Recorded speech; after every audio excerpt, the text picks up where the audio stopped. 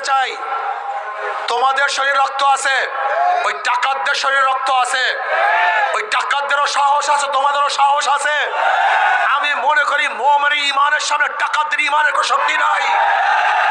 যদি ওরা ভোট ডাকাতি করতে আসে, যে কোনো একজন দাঁড়িয়ে যাবে ইনশাআল্লাহ, যে কোনো একজন কেন্দ্রের মধ্যে সাহস করে দাঁড়িয়ে যাবে ইনশাআল্লাহ, যে কোনো একজন দাঁড়িয়ে যাবা। কি রাজি আছো ইনশাআল্লাহ? কে কে রাজি আছো? নারায়ে তাকবীর, নারায়ে তাকবীর।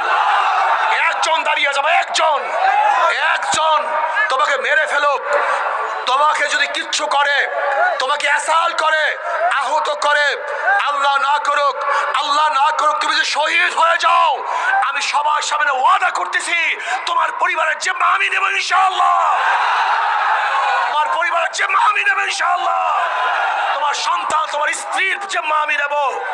শহীদ হয়ে যাবা, কিন্তু কোন অবস্থাতেই কোন ডাকাতদেরকে ভোট কেন্দ্র ছাড়া যাবে না ইনশাআল্লাহ।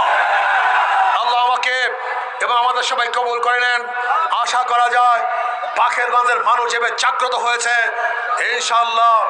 বাকেরগঞ্জ বিপুল ভোটে হাত পাকা বিজয় হবে ইনশাআল্লাহ।